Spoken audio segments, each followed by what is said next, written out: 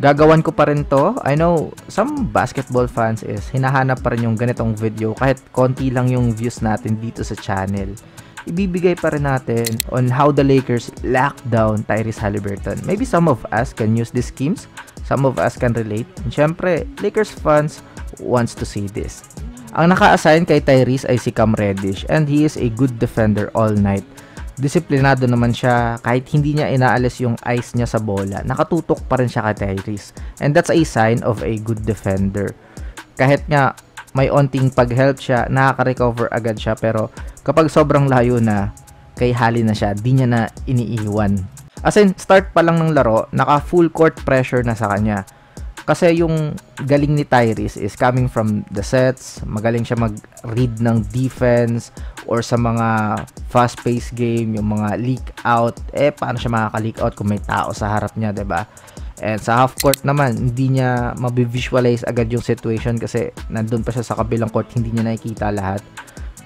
He knows kasi kung saan aatake, saan may best angle to pass. Pero kasi dito, sa ginagawa ng Lakers, medyo nata-take away sa kanya yung full vision ng court. Dito nga, mabilis palagi yung kanilang show kapag merong PNR action kay Hali. And a rare turnover from him. Actually, wala na nga pake si AD kay Miles Turner na dapat naging araw sana ni Turner. Sa kanya lahat ng opportunity, kaso outplayed rin siya ni Davis Medyo naging mababa ka siguro yung kanyang moral. Kain siya sa depensa and no energy on offense. Kahit gustong mag fast pace ni Hali, yun na nga, wala siyang magawa kasi nakatutok na agad sa kanya yung defense Kudos din sa buong Lakers kasi kahit si D'Lo is nag-help to stop their offense from running kay Haliburton. 'Di ba sabi natin, wala nang paki si AD kay Miles. Kasama 'yun sa game plan Parang let the other players na sila yung umiscore, wag lang si Haliburton. And kapag napasa naman sa cutter, meron palang magi-slide to help. As in, lahat ng PNR action ng Pacers puro naka-hard show na ito yung bread and butter offense ni Tyrese. Dito sa wakas naka-blow by na si Tyrese kasi nasa paint si Davis, pero ayun, mas inuna siya ng defense and naka-recover pa rin si Davis para kay Miles Turner. Ayun, patuloy yung action ni Tyrese and Miles resulting to some lousy decisions. Nanulak pa si Turner, turnover. 'Di ba si Davis naka-hard show na naman. Never silang nag-drop coverage kay Tyrese all game long. And dito, si Vanderbilt naman ang kumuha sa kanya ng full court. And tingin ko, nag-try na lang din siya na mag-solo play, kaso hindi nag-work out. Sa long arms ba naman ni Vando tumira? Kahit nga dito sa next possession is naiwan siya and grabe yung quick recovery para top shot pa rin for Tyrese. Again, same action, hard show si Davis, pero kasi ang mali dito ng Pacers, hindi nagiging continuous yung ball swing nila unlike sa kanilang mga pass game. Masyado silang nape-pressure to score agad.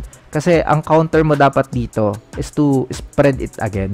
Bring back the ball kay Haliburton with Davis na yung nasa harap niya and he can slide him all the way up for a quicker mismatch. Baka ma-blow by niya pa, step back. Pero wala. After ng pasa ni Haliburton, hindi na siya naiisip ng teammates niya. Kahit nung si Lebron na yung na-involved sa PNR, hard show din talaga siya And ayun, hinihingi ni Tyrese ulit.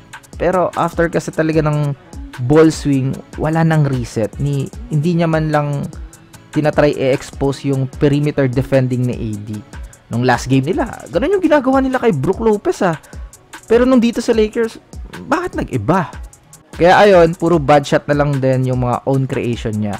Good defense from the Lakers, good game plan. It is just yung sense ng Pacers to have the same approach katulad sa Bucks is nawala. Dala na rin full court pressure sa kanya kasi after din ng pasa niya, stagnant na lang not looking for the ball again sometimes. Pero ayun, bata pa naman si Tyrese, 5 years old pa lang. Charged to experience, for sure he will be more better after this game.